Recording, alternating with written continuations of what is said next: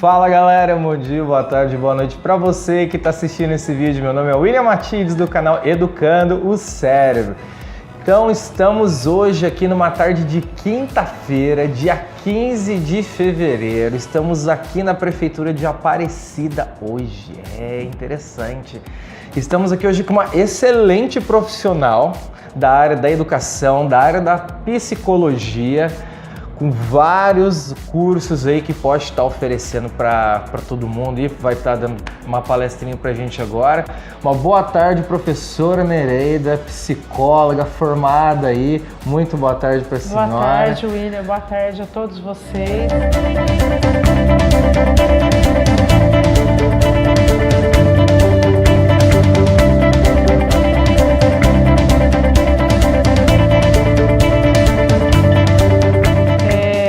Fazendo uma breve aqui, né, de qual seria a minha formação. Isso. Eu, na verdade, eu sou formada em psicologia, Sim. tá? Sou formada em psicologia pela Prefeitura de Aparecida e sou locada na Secretaria de Educação, Sim. tá? Pertenço hoje a um departamento chamado SEMAI, que é o Centro de Educação Municipal de Atendimento à Educação Especial. E no decorrer da minha carreira, como eu sou funcionária pública, Sim. então o que ocorria? Cada ano eu era colocado num setor para desenvolver algum tipo de trabalho. Isso fez com que a minha formação ela fosse mais reciclada. Então eu já prestei serviço em Conselho Tutelar de Aparecida, projetos sociais, promoção social, fiz parte da criação de Centro de Referência de Assistência Social em Aparecida, que eram os antigos núcleos de apoio, né? Os núcleos de referência de assistência social. Sim. E hoje estou nesse departamento chamado SEMAI. Ao longo de toda a carreira aí, já com 25 anos de formada, eu fiz algumas pós que vieram a complementar o meu trabalho aqui junto a este departamento. Sim, exato. Então hoje, com que a senhora está trabalhando? Conta um pouquinho da sua vida aí, como que a senhora conseguiu chegar, então, como que a senhora chegou até o hoje? interessante é assim, se a gente for fazer uma retrospectiva, eu me lembro quando eu trabalhava nos CRAS, que é o Centro de Referência de Assistência Social. Sim. Qual é o trabalho do psicólogo no CRAS? É um trabalho social, então o psicólogo trabalha junto à rede social, Sim. tentando tirar essas pessoas das condições de vulnerabilidade social. Mas se você for ver, na verdade, você está na promoção social, você se depara com um problema que vem lá da área da educação, de uma criança que se encontra com dificuldade de aprendizagem, dificuldades em seu processo de aprender, Sim. que muitas vezes não é porque você não está na educação que você não se depara. Então, na verdade, a gente precisa estabelecer parcerias Sim. entre educação, saúde social, para que esse atendimento e esse acolhimento ele seja muito bem feito. Sim. Então, hoje, por exemplo, estou no SEMAI, venho da criação do SEMAI desde o ano de 2009. Como é que começou o SEMAI? Começou comigo, Nereida Mendes, né? Isso. Psicóloga, e nós tínhamos uma psicopedagoga, na verdade ela era uma pedagoga, talvez até muito conhecido pelos ouvintes, Maria Francisca Ribeiro, que era alfabetizadora no Colégio do Carmo, depois veio a fazer psicopedagogia. Então, inicialmente, nós começamos com uma psicóloga e um psicopedagogo. Sim. No decorrer do trabalho, nós percebemos a necessidade de se aumentar essa mão de obra humana para atender essa clientela, porque as crianças que eu atendi em 2009, que vinham com dificuldade de aprendizagem, hoje a clientela é completamente ampla. Hoje nós temos quadro de crianças com TEA, com transtorno do espectro autista.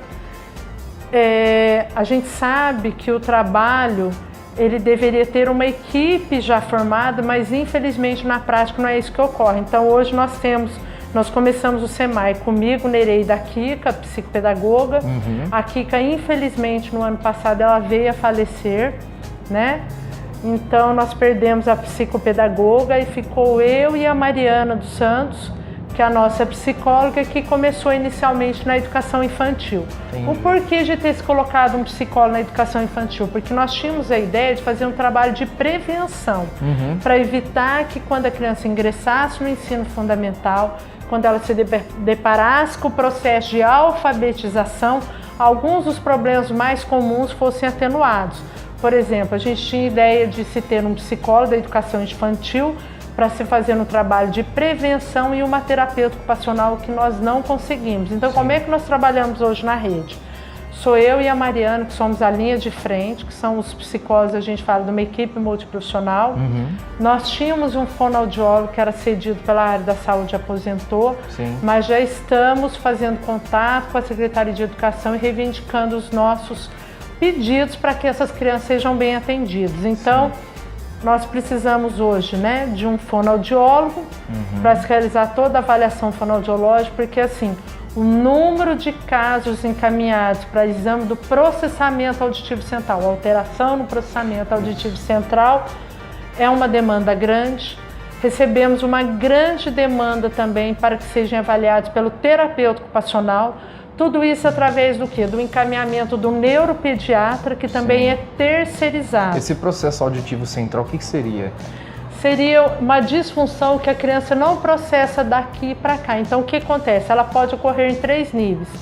A criança pode ter uma dificuldade de interpretar, de decodificar as palavras, que muitas vezes são mal interpretadas. Entendi. As pessoas pensam que é falha na alfabetização, que é alguma coisa que aconteceu lá atrás e, na verdade, a criança é um bombom premiado. Ou seja, o cérebro não consegue... ela não consegue decodificar as informações. Aquilo que ela escuta, né? Exatamente. Ah, tá, entendi. Aí tem vários graus, o leve, o moderado, o severo. Como que é feita a terapia? Dentro de uma cabine acústica, onde o fonoaudiólogo fica do lado de fora, a criança fica para o lado de dentro. Aí o que acontece? A criança recebe informações através de um fone, onde ela tem que aprender o quê?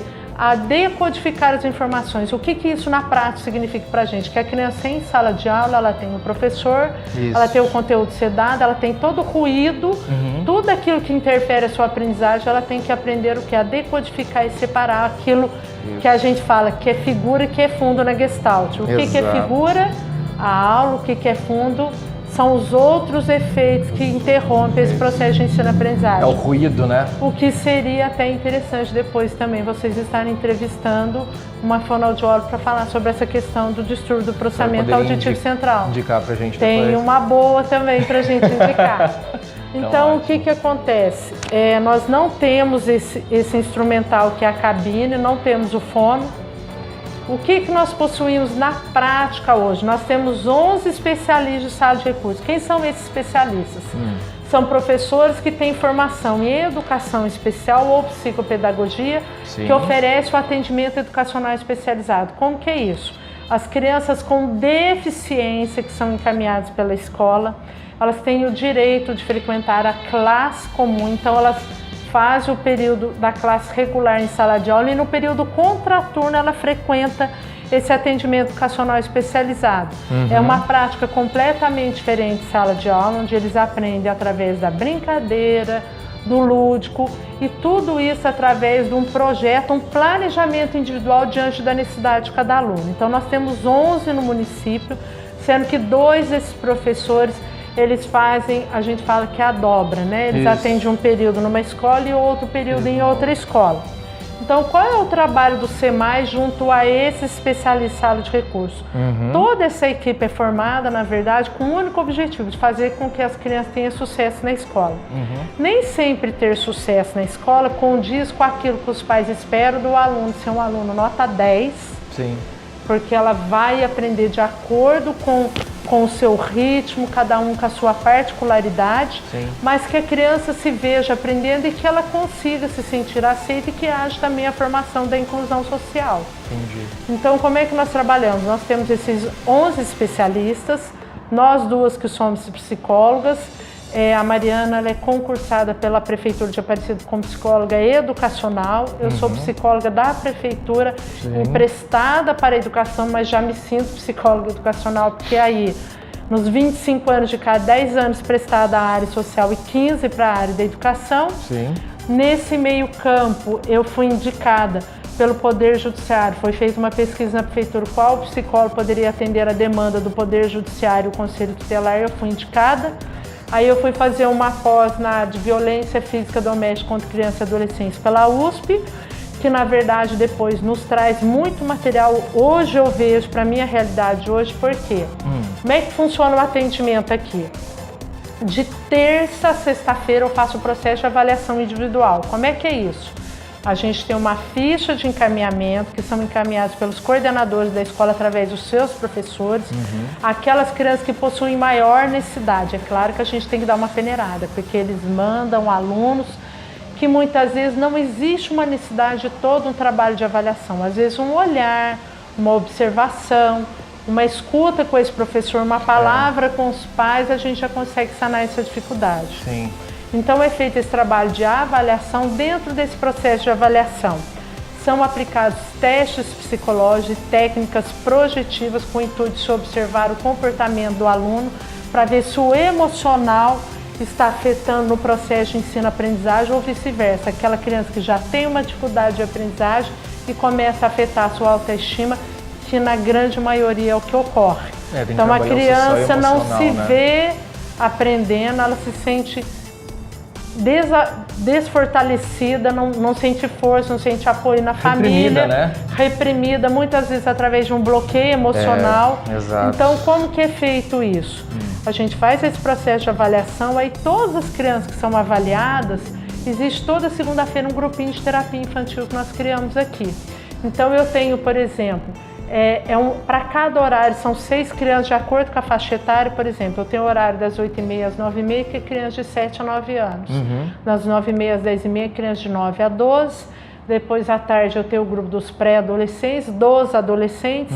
Dependendo da escola, se existe um número maior de crianças que necessitam de um olhar especial, a gente aumenta o grupo. E assim, com todas as dificuldades misturadas, eu tenho crianças, por exemplo, que tem transtorno de déficit de atenção, com uma criança que tem simplesmente um problema comportamental, para que ela veja na experiência do outro a capacidade de aprender e de ser incluída. Por isso que se faz essa miscelânea. Então isso funciona toda segunda-feira. Através desse grupinho de terapia infantil, que são encaminhados através das minhas próprias avaliações, eu vejo a criança que tem necessidade do grupo. Deixar bem claro, aqui não é clínica terapêutica, porque aqui não existe o espaço COU, que a gente fala que é um espaço adequado para se fazer a terapia, que deveria ser clínico e ser um horário a cada 50 minutos para cada criança. Sim. Isso aqui não pode acontecer, mas eu atendo em grupo. O grupo, então, é de 6 crianças, onde a gente desenvolve os trabalhos. Entendi. Para se fortalecer esse grupo de terapia infantil, eu criei o grupo de pais, que funciona toda a última terça-feira do mês, que é de 40 minutos a 1 hora, onde nós desenvolvemos temas pertinentes à área de aprendizagem e como os pais devem educar os seus filhos. Então a gente sente assim, fica um trabalho completo. Sim. Tá? E ao mesmo tempo também o SEMAI, como o SEMAI não conta com uma verba própria para desenvolver os seus trabalhos, então assim, eu preciso de um palestrante para fazer um HPC. A gente corre atrás, por exemplo, de um fono para falar para ele sobre o distúrbio do processamento auditivo central. O que é o distúrbio do processamento auditivo central? Explicar por quê. Muitas vezes o professor pensa assim, eu não tenho necessidade de acertar no meu encaminhamento, porque eu não sou especialista, mas quem está maior tempo com a criança é o professor. Sim. Então a gente procura dar subsídios, por exemplo, traz um neurologista, porque hoje em dia são tantas anomalias, são tantas síndromes que aparecem, que o próprio professor ele tem que conhecer um pouquinho também como é que funciona esse sistema neurológico. É preciso uma orientação, Uma orientação. Entendi. Aí o que acontecia? A formação que eu tive lá na pós em 2002, na área de violência física doméstica, que por isso que eu falei da questão do grupo, porque o que eu encontro hoje no grupo? Eu tenho 2 grupos de meninas que se automutilam, que se cortam. Então assim, tendo uma pós nesta área, procurando entender, eu não sei até se vocês viram ontem, eu vi uma reportagem, eu fiquei absurdada, cada vez mais a ousadia das crianças e dos adolescentes, elas aumentam. Agora eles estão fazendo o teste daquela questão do desodorante, quanto tempo que eles aguentam ficar inalando o desodorante para provocar o desmaio, a perda de sentidos. Então aí a gente vai raciocinar, falei, gente, eu me lembro lá da minha infância, que a gente brincava com terra, com fincão, de pular corda. Como que é essa infância, essa adolescência de hoje? É um desprezo, assim, pela vida, vem toda a questão da depressão, aí vem toda a questão da base de família que não existe. Muitos deles não têm apoio em casa, chegam até a escola, o professor ele acaba sendo psicólogo também. pai, psicólogo, assistente social, tudo. Vira uma babá, né? Então, aí o que acontece? Só que existe o caminho de idas e vindas. Cabe à escola ensinar, cabe aos pais educar. Só que a gente acaba sempre fazendo um pouco mais além daquilo que nos compete. A gente acaba fazendo então, o que a gente faz aqui também? A gente faz os HPCs, que são as horas de trabalho. Então, o que é feito? Coordenador, o nosso próprio especialista, Nereida, gostaria que você falasse sobre tal tema. A gente estuda sobre o tema, vai lá, faz uma orientação. A gente tem a liberdade também de se fazer uma reunião de pais esclarecedora e informativa, tá? E deixar bem claro assim, o SEMAI, ele trabalha em parceria com a escola. Tudo que ele faz... É com parceria com a escola. É com parceria com a escola. É no sentido de fazer com que a criança melhore seu rendimento acadêmico, através das avaliações que são realizadas. Por exemplo, o serviço é terceirizado, nós não temos na rede, por exemplo, um neuropediatra. Então, como a gente já tem alguns contatos de alguns profissionais, a gente batalha por um desconto na consulta. Tem o sistema de saúde que acaba fazendo um encaminhamento, que ele faz o encaminhamento, por exemplo, para o AME de Lorena, existe lá a central de vagas. Tem em Caraguatatuba que é feita uma avaliação neurológica. O médico, por sua vez, não fecha o laudo sem ouvir a opinião do psicólogo, então ele quer o relato de observação, o laudo psicológico do psicólogo. Eu acho isso muito legal, ver o envolvimento da escola. Sim. O médico pede o relatório do professor para ver o comportamento da criança em sala de aula, para ver como ele se comporta, que uma coisa... ele apresentar o comportamento naquele dia. Aquele dia ele pode estar agressivo, que é diferente dele ser agressivo, que é uma característica própria da personalidade dele. Então, o neurologista ele pede encaminhamento para o fono, para o psicopedagogo, para o apoio psicopedagógico, que são as nossas especialistas de AE, da qual elas fazem também as adaptações curriculares. O que seriam essas adaptações curriculares? É adaptar o conteúdo diante da dificuldade da criança. Eu posso ensinar, por exemplo, para uma criança o que é o planeta Terra de uma forma convencional a todos os alunos e tentar trazer o conteúdo do planeta Terra de uma forma que ela entenda. Isso não quer dizer que eu facilitei para a criança. E quando eu faço uma prova adaptada, não quer dizer que eu estou facilitando a prova para essa criança. Estou tentando fazer com que ela entenda esse conteúdo. Da maneira que ela possa aprender. Então, o que seriam essas adaptações curriculares? O professor traz o modelo de prova da sua sala, ele adapta aquele conteúdo, por exemplo, ele adapta através de cruzadinhas, em textos menores, de forma com que a criança entenda, mas tudo isso tem que ser documentado. Por exemplo, o professor chega no final do ano, ele acha que aquele aluno que era da sala de AE, ele não tem condições de passar. Então, o conselho vai e pergunta para o professor, mas o senhor fez adaptação curricular? Não, então ele não pode ser reprovado. Tudo isso existe o quê? Em cada escola ficam nas salas dos professores os portfólios, que é um documento de cada aluno que frequenta o AE, que foi encaminhado, ele tem lá a avaliação de cada professor, modelo de prova, para que os professores tenham acesso a isso. Tem toda uma documentação, Toda uma documentação. Tá? Além das 11 especialistas, nós temos as cuidadoras no município. O que são cuidadoras? São aqueles responsáveis por todo o cuidado físico, higiênico, de alimentação de uma criança. Por exemplo, lá na educação infantil, nós temos crianças. Não posso falar o número de crianças e nem o número de cuidadores, porque essa semana que está ocorrendo o processo de contratação através de seletiva. Mas, por exemplo, nós temos crianças com deficiência física.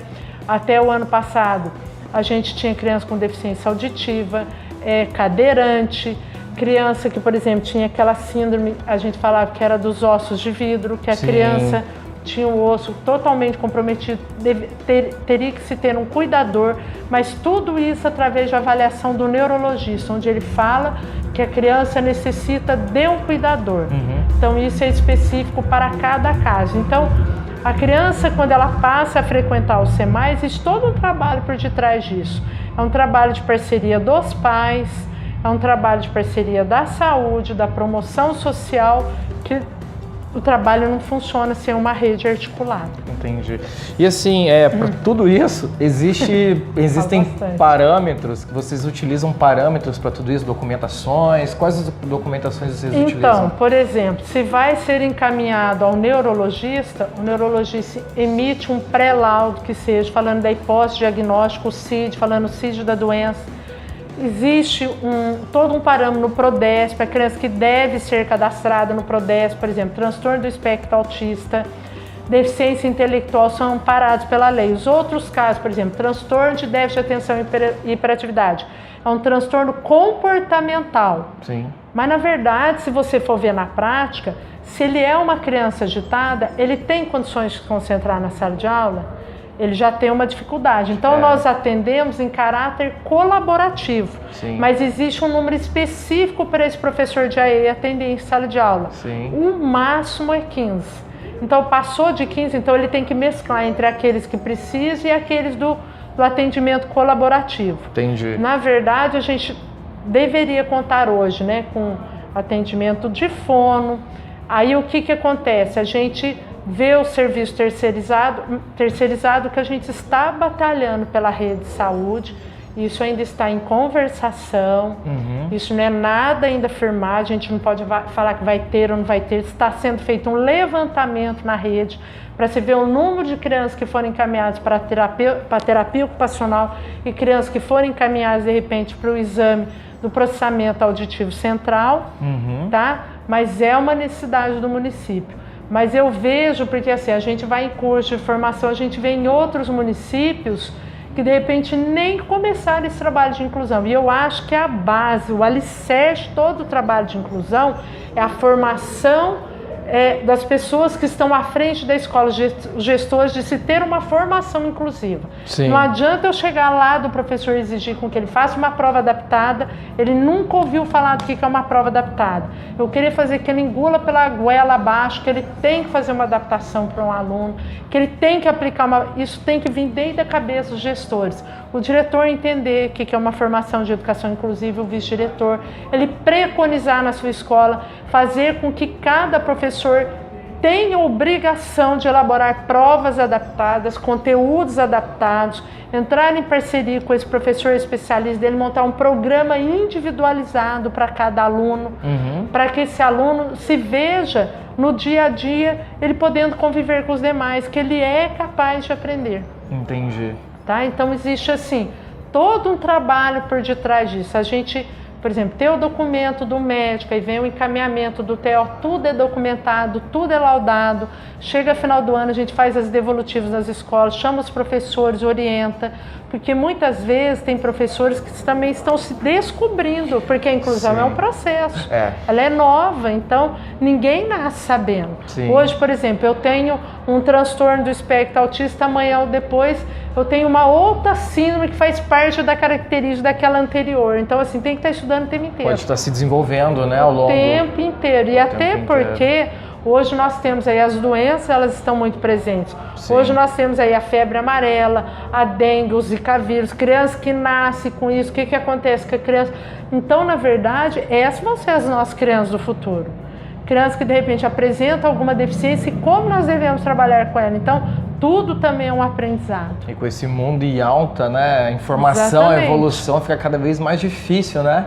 Pra gente também acertar o problema, né, e resolvê-lo. E tanto que pra gente, assim, para poder fazer essa orientação pro professor, a gente se vê numa sede de aprender, que assim, eu fui lá, fiz a pós na área da violência física doméstica. Sim. Aí, como a gente estava fazendo a parte de formação de professores, eu fui lá, achei por melhor fazer um MBA em gestão de pessoas. Então eu tenho condições, por exemplo, de trabalhar com gestores, trabalhar com diretores, como desenvolver os seus colaboradores de forma positiva, como você deve ser um líder que traz a sua equipe para alavancar, como você deve ser um líder positivo, como você deve trabalhar os pontos positivos e os negativos, Sim. como que você emoldura, porque ninguém é perfeito, a gente tem uma carga que a gente precisa trabalhar melhor e outras que a gente se destaca. Isso.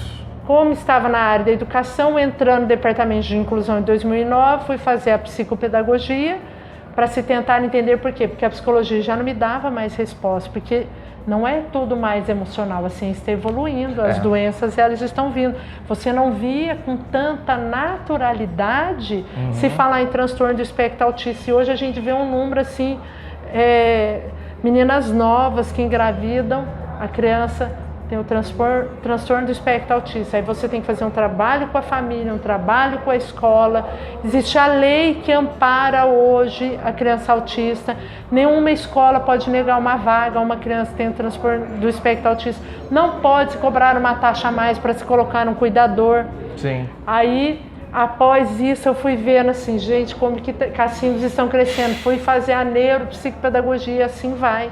Porque o ser humano, ele não é acabado, ele está em pleno desenvolvimento. A área da educação é uma área que exige do profissional. Ele deve trabalhar muito isso com ele também, a capacidade dele poder ajudar, a participação de outros profissionais numa equipe multiprofissional.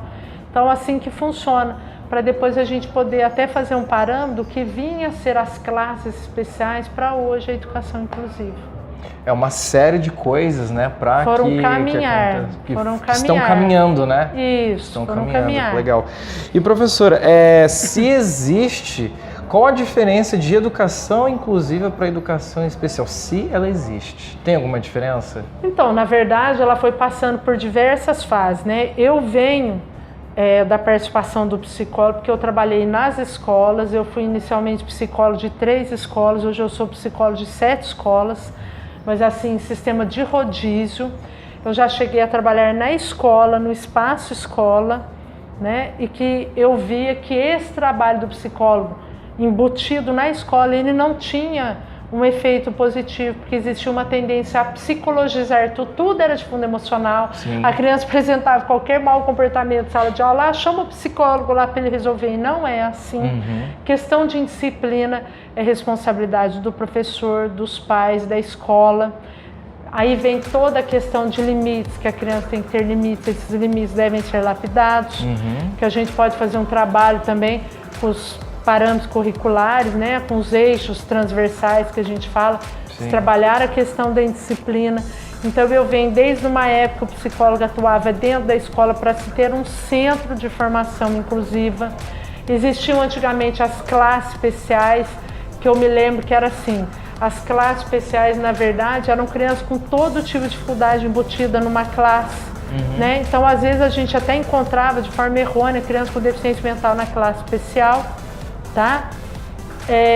As classes especiais, na verdade, elas serviam só para segregar, que daí o professor tinha aquela ideia de classes homogêneas e heterogêneas. Não existe isso. Você acham todos juntos e misturados, e é dentro da diferença que a aprendizagem ocorre. Sim. Que muitas vezes você pensa que não, aquele conteúdo de adaptação para um aluno faz com que o outro lá que talvez não tenha entendido o conteúdo, ele consiga assimilar aquilo que o professor está tentando se fazer entender, né? Entendi. Então, essa classe especial, ela passou hoje para a questão da educação inclusiva. Então foram 3 processos que a gente fala, que era o processo de exclusão, teve a segregação, a integração, para depois chegar na questão da inclusão.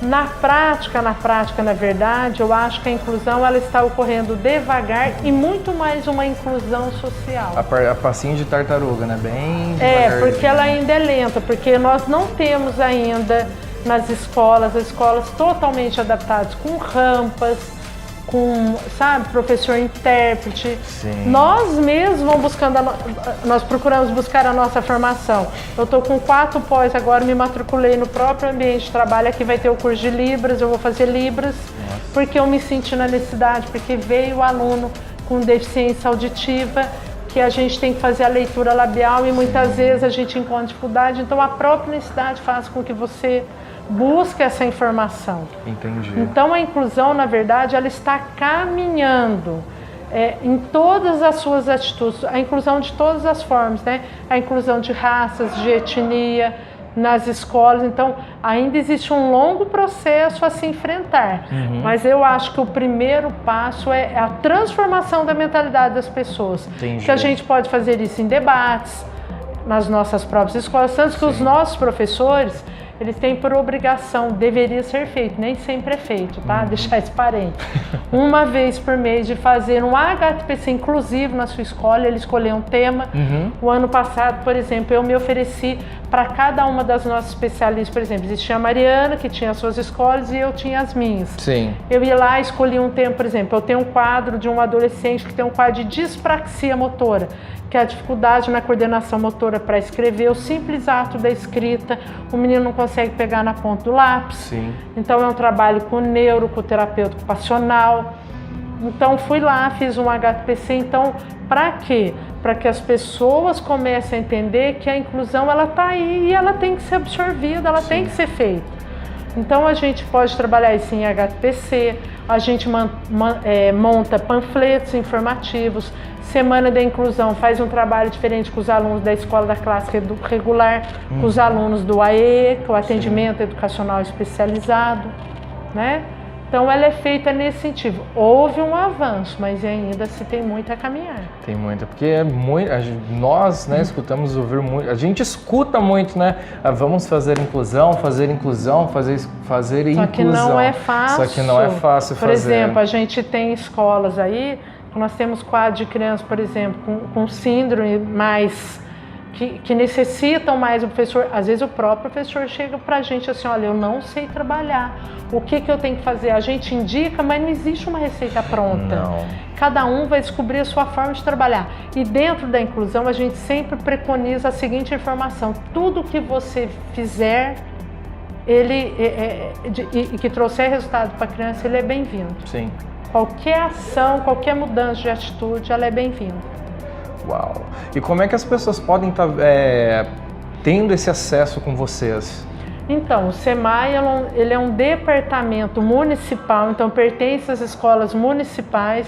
Qual é o nosso critério? É através de um encaminhamento que o professor solicita ao coordenador da escola, que nos envia a ficha para se fazer uma avaliação dessa queixa, encaminhamento, para ver se na verdade ela procede, porque muitas vezes a queixa inicial não é a queixa verídica. O que eu quero dizer com isso? Às vezes o genitor pede um atendimento psicológico, deixando claro que aqui não é clínica, não é terapia.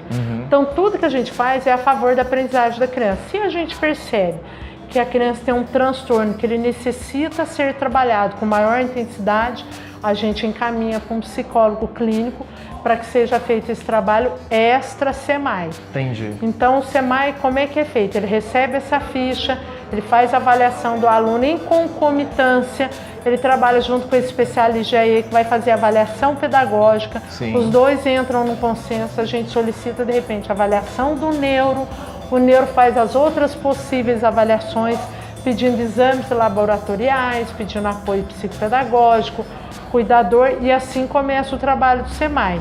Então são crianças que são matriculadas na rede regular de ensino, que pertencem às nossas escolas, tá? E assim, existe todo o outro serviço que é terceirizado. Se não existe na rede um neuro, se o pai tem de desconto, avaliação do fone, então a gente tenta de todas as formas esgotar todas as formas de aprendizagem. Entendi. E nem sempre um laudo, um CID laudo que o médico coloca, aquilo serve para taxar a criança. Sim. Aquilo serve para orientar o professor em como ele deve achar as formas de aprendizagem dessa criança. Entendi. Então eu sei que, por exemplo, Joãozinho aprende mais ouvindo, a Marinha aprende mais vendo. De que forma que eu vou fazer isso? Como é que eu vou intercalar isso dentro de sala de aula? Então as inteligências, né? Múltiplas, exatamente. Explorar as inteligências múltiplas. Inteligências de Howard Gardner, né? Exatamente. Que ele que começou. E talvez depois que vê a inteligência emocional, que de repente aqui dá mais subsídios para o adulto, né? De forma que ele vai dar as voltas por cima de todas as situações em que ele enfrenta. Exato. E professora, para a gente poder estar fechando, né? O que a senhora gostaria de deixar de frase, ou então de sei lá, uma ideologia de vida para as pessoas que estão assistindo agora? Para os pais, ou para alunos, para instituições que estão assistindo? Então, porque todos nós somos iguais, como se diz, perante a diferença. Isso. Todos juntos nós encontramos uma forma de aprender. Então, muitas vezes, os pais, ao se deparar com alguma dificuldade da criança, eles se veem apavorados e não sabendo como lidar com a situação. Sim. Hoje em dia existem inúmeras formas de aprendizagem. Sim. A ciência está muito avançada. Sim. Existem cursos e mais cursos. Hoje existem, né, ferramentas de coaching, ferramentas dentro da prática inclusiva, dentro da prática pedagógica. O que existe é a vontade de vencer aquela dificuldade. Entendi. Então, os pais têm que ser o apoio, os pais têm que dar esse apoio para a criança se ver aprendendo. A escola deve acolher, tá? A escola, ela tem uma proposta pedagógica, existe um plano diretor. Dentro desse plano diretor, ele tem que acoplar essa questão da inclusão, ela não pode passar desapercebida. Sim. Eu não posso, num conselho de classe final, chegar o coordenador, o supervisor geral e dar, sabe, a varinha mágica, esse passa, esse não passa. É um trabalho todo feito lá atrás que deve ser respeitado. Sim. Então, assim, as diferenças, elas devem ser incluídas, elas devem ser trabalhadas. Sim. E assim, todo encaminhamento que é feito, se os pais vão até o final e procuram acompanhar esse desenvolvimento da criança, e assim, nunca deixar para o final do ano. Às vezes percebe no comecinho do ano que a criança está com dificuldade, vá até a escola, seja parceira da escola, converse com o diretor, converse com o professor. Não é querer manter uma relação de rivalidade. Entendi, tem que ser uma união mesmo, uma união, né? E é assim que a gente trabalha aqui, através de união, de parcerias. Ótimo. E a senhora gostaria de deixar o seu contato, o contato da CEMEP, o pessoal está entrando em contato? Então, aqui funciona... a gente vai deixar aqui na descrição, tá, gente, para vocês. Aqui funciona o SEMAI, que é o Centro de Educação Municipal de Atendimento à Educação Especial. O SEMAI funciona dentro do prédio do SEJA, que é o Centro de Educação de Jovens e Aprendizes. E funciona também o CEMEP, que é o Centro de Educação Municipal de Ensino Profissionalizante. Ok. O telefone aqui do SEMAI é 3105-7477. Ele atende a rede municipal de Aparecida, as nossas escolas municipais. Sim. O SEMAI, ele presta serviço à educação infantil. Não existe hoje, infelizmente, psicólogo na educação infantil, mas de acordo com a necessidade lá de um diretor, de uma creche, de uma EMEI, nós atendemos a solicitação e fazemos um HPC, temos uma fala com os pais. Para quê? Para que se faça esse trabalho de prevenção desde pequenininho, para chegar no ensino fundamental, muitas das suas dificuldades sejam sanadas. Uau! Tá? Uau! Eles trabalham bastante coisa. Muito trabalho. É muito trabalho, né? É muito trabalho. A senhora gostaria também de deixar o seu contato para as pessoas que estão entrando em contato com a senhora a esse respeito?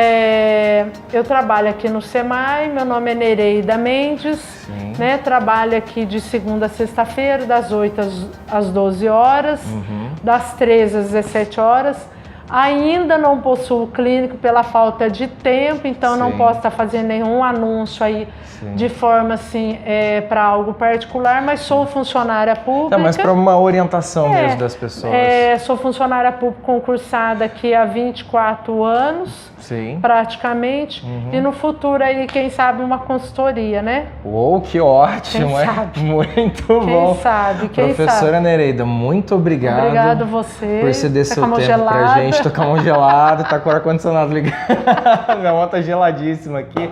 Tá. Então, gente, ó, muito obrigado por você ter, né, nos assistido aí, ó. Curta esse vídeo, dá o seu joinha. Ó, se inscreva aí no canal, no sininho aí, deixa ele aí ligado para você receber mais informações aí também. Olha, entre em contato com a professora Nereida, entre em contato com o SEMAI aqui para poder talvez estar fazendo uma avaliação de você que mora aqui na cidade de Aparecida. Venha conhecer o trabalho, tá? Antes de, né, julgar, fazer qualquer tipo de julgamento. Talvez até eu percebo muito isso. Outras secretarias em outros municípios que a questão da inclusão ainda não está bem fortalecida. Muitas vezes eles entram em contato com o departamento para se perceber como é que existe o departamento, como é que funciona isso na prática. Muita coisa ainda tem que ser melhorada, né? Mas sempre é o pezinho para se começar. E eu falo, o começo é a questão da formação da consciência inclusiva. A consciência crítica inclusiva, que isso se forma no dia a dia. Ótimo. Então, ó, A frase dela está aí para você. Não julgue, evite julgamento, procure conhecer melhor as pessoas, seu aluno, sua instituição, que é uma boa. E é isso, galera. Educando o cérebro, disseminando conhecimento da cidade de Guaratinguetá para a cidade de Guaratinguetá, do Vale do Paraíba para o mundo. Falou!